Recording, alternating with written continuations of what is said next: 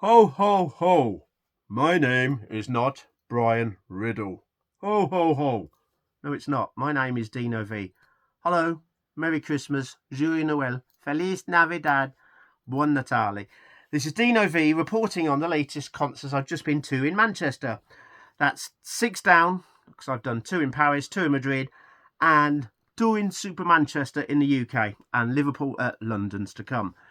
Just want to say, when I was in Paris and Madrid, the crowd and audience were amazing, and I thought the British people are going to be boring and won't sing. They'll just sit there. Oh, that's one of the Beatles, The Hard Day's Night. I like that. I remember in 1964, they just stand there drinking their wine or beer, which is fine if that's what you want to do. I was wrong. The crowd, audience participation of the British public and people from abroad, like Fans on the Run, Rick Glover and everyone, all that lot, absolutely incredible. You really, really did the United Kingdom proud. It was fantastic. 2 stunning concerts, no major changes on anything. Just so you know, or you may be aware, that I purchased tickets, which I never got. I was very, very worried. And the most important thing was, I was taking my youngest daughter at Princess V, who's over there. Doesn't want to come on camera. Actually, she's over there. Well, she's somewhere in the universe. Anyway, she's just over there. Hello, Princess V. Say hello. She said hello. Anyway, so I bought tickets off a place, and they said your tickets should arrive by 4:30 on the Saturday. Already booked the hotel. My friend and I and Princess V were heading up to Manchester. We hadn't got tickets. I did an email to somebody. This person communicated with me. So I love you from the bottom of my heart. You know who you are if you're watching this. And I was given a link and I bought some tickets. Great block right near the front. At the side, truly fantastic seats. So thank you from the bottom of my heart, because we could have got there and not got in, and I wouldn't have been a happy Santa Father Christmas. So the shows alternated again with the opener between A Hard Day's Night and Can't Buy Me Love. Personally, I prefer Down. It's been a hard. I prefer that one as the opener myself, but probably because I've heard Can't Buy Me Love a lot more times. But my youngest daughter, Princess V, she preferred I'll buy you a diamond ring, my friend. She preferred Can't Buy Me Love. The organisation outside the Co-op arena was absolutely brilliant. Staff were great. There were railings. There were people holding boards. There were signs. It was signposted. The car park attendants were brilliant. Manchester Co-op and everyone involved, you were absolutely brilliant. It was professionally done, how it should be done. 20,000 people heading there. The Manchester weather wasn't the greatest, but it didn't pour down the rain. So we queued up, got in, met a few people, met a guy called Sam, and he was taking his young daughter, I don't know, maybe she's 5 or 6. How old was she? Do you know? 4. So she was 4, her first concert. What a way to start. Bumped into lots of people from Liverpool. There's Paul Kiddle that does the busking and everything in Liverpool. Top man. Saw many fans on their own, Michelle and Fred, Mauro from Italia. I was walking around, I nearly said Birmingham, Manchester, and someone shouted, Dino! I thought, who on earth is that? Is it someone I owe money to or something? But it was a lovely chap, and I forgot his name. No, I haven't. I was just going to say his name, Heath, who follows me on Facebook and I believe YouTube. He's a sad man. He's sadder than me. No, hello to you, Heath. Hello to everyone that I met, people I did know or have subscribed and commented. Subscribe to this channel or don't. If you love me and like me, positive. If you don't, just go and leave. Anyway, so hello to Heath and all those people I met and all the fans that went. You really made it a super special weekend. As I say, the best thing was my youngest daughter was going. So I was more looking forward to seeing her reaction than seeing Paul in some kind of way. So she sat there. She knows every single song apart from In Spite of All the Danger. She always says the most happiest song she's ever known in life is I've Just Seen Her For Your Sake, and she loved that. She was a bit blown away and maybe a bit nervous by how close we were and how loud. And I know Live and Let Die terrified the heart of her. Live and Let Die, and you got the pyrotechnics, the explosions. I go on about it. If you haven't witnessed it, you're missing one of the greatest spectacles. What did happen at both the shows was this. There was an added addition of dun, dun, dun, dun, dun, dun, dun. Wonderful Christmas Time, which was great. You had the horn players dressed up like elves shaking their stuff. like sleigh bell kind of things. You had the lovely choir come on and join in, and then all snow stuff come out at the end. Not real snow, because that would just be stupid. So Wonderful Christmas Time is a great bonus, both nights. Hey Jude was just incredible. People singing along. I think if you was there and you filmed it, I got on a big screen waving a Liverpool scarf. Now, I'm not a Liverpool fan, I'm a Leeds United fan, so you may see me waving scarves like this. This is from a tour about 30 years ago, and there's a Liverpool scarf there. So if you filmed the video behind Paul when we're doing na na na na na na's, and I'm on the screen, screenshot and send me a picture, because I want to see if myself and my daughter are on it. I know I saw it on the screen. What did happen on the second gig was this. We were handed these. No, I don't know what you call them. Anyway, pieces of cardboard. So you had to hold that up during Hey Jude. That doesn't say Ann. It says na-nas in Hey Jude. And so what you're supposed to do is fold it up and use it as kind of like a cone for...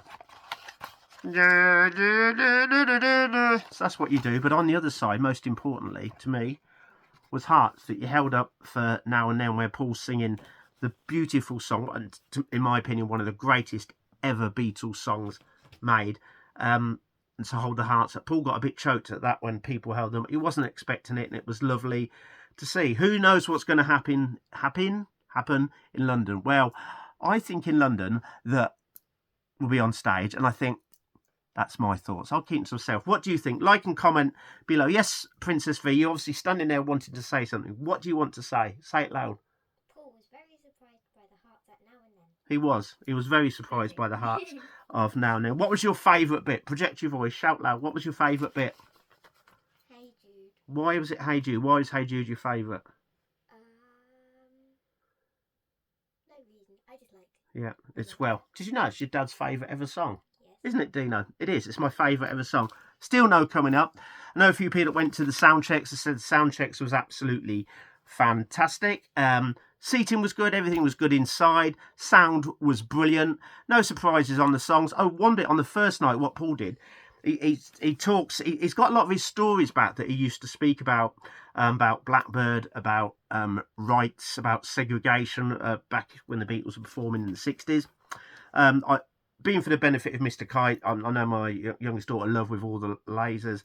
We loved Sgt. Pepper, where the album comes to life, and you got Marlon Brando boxing with Sonny Liston, not Muhammad Ali, Sonny Liston. You got Laurel and Hardy.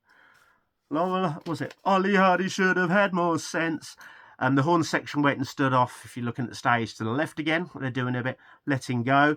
I love how they dance around. Speaking of dance tonight, you had Abe doing his dance, which... it was great. At the end, what they did do on the first night, when it finished, they brought the flags on. They had 2 Union Jacks. But last night, the second gig, they had the Irish flag. And what I noticed was, I don't know if you noticed this, look what Abe is carrying in his hand. He hasn't got a flag. What is Abe the drummer? You know, that's the drummer. What is he holding in his hand when the gig's finished? Saw Mike McCartney last night. He walked past me, took some photos, which are the worst photos ever. Mary was there. And Nancy as well. And obviously, I guess it seemed like there's a lot of the McCartney fans. There were a couple of fans there. No, lots of his family and everything were there. But again, just stunning shows. I don't know what I just said about, the Beatlemania. That's what I was going to say. So Paul goes, let's hear like a scream like Beatlemania. And I tell you, when the fans scream like it's Beatlemania, it was super definite. It was the loudest scream I've ever heard, and it just made me realise that if that scream lasted for a few seconds, if that just lasted for every Beatles concert in the 60s when they're going insane for 20 or 30 minutes, I'd have walked out if it was like that. If you'd have been a guy going to a Beatles concert, listen to the screaming like that constantly through it, it was ear-shattering and piercing. My ears are still ringing from last night, which was Sunday, with Helter Skelter, I've Got a Feeling. You know I've Got a Feeling, where John sings with Paul.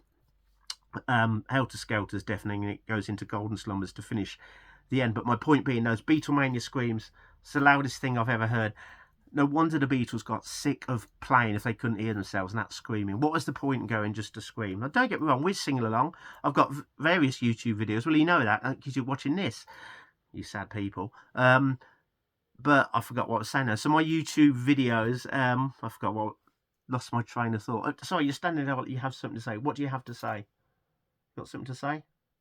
No, she's just shaking her head. She doesn't want to come on camera. She's very shy, just like me. You may have seen us waving our Liverpool flag and McCartney flag, my jacket, which is one of my favourite things.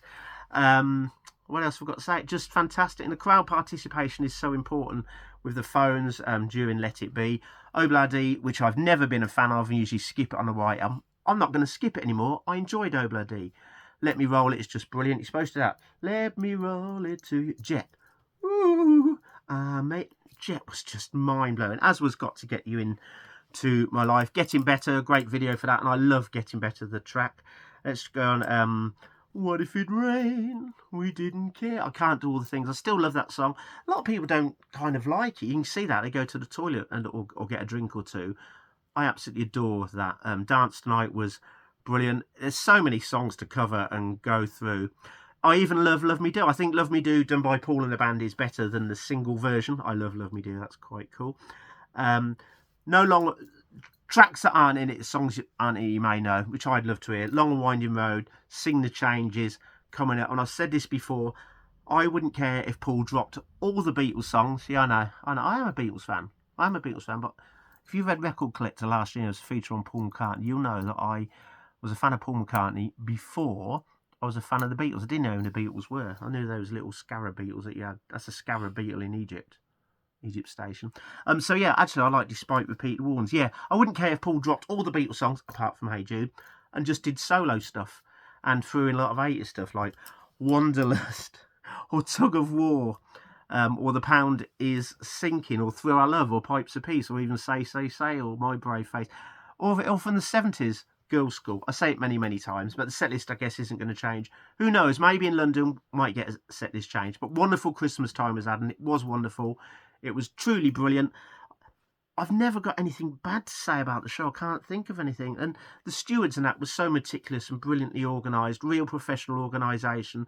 So it was great to see Paul back in the UK. If you haven't been to see him, because you've seen him loads of times, you're missing something. But is a very important point here. So many people I spoke to and met, many were going for the first ever time. So I know a lot of you say, oh, it's the same old set, drop that, can't buy me love or whatever. I understand what you're saying. If you've been many times, I get it, you want to see new songs. But if you're going for the first time, it doesn't matter if Paul McCartney's on stage and farting. It just doesn't matter. Wasn't that funny? That was me doing a farting rendition of Hey Jude. So he hasn't changed the set list much. And if it's the first time you've seen him, you don't care what he sings. And he can't sing all his songs. So stop moaning about the set list. However, I would like you to drop all the Beatles songs apart from Hey Jude, which is my favourite song. Seriously, Paul, the best crew on the planet. The lighting, the technicians, the pyrotechnic guys, security. Just amazing. Go and see the show. There's only 2 left. Don't know when we'll see him again. And it won't be a Liverpool show. I'll be annoyed if there is a Liverpool show. And he's doing one tonight and we don't know. So thank you to Paul, the crew at the Co-op Arena, everyone in Manchester. What a beautiful city Manchester is. I always had this view that, Manchester, it's a bit of a dump. And do you know what? I'd never even been there. It was lovely. It was all Christmas market stuff going on. It was really, really lovely. Great feeling in the air. The tram service the trams all look brand new. It was fantastic service. Stayed in a lovely little Airbnb place. And yeah, that's basically it. So this is Dino V saying goodbye to you. Goodbye to Manchester.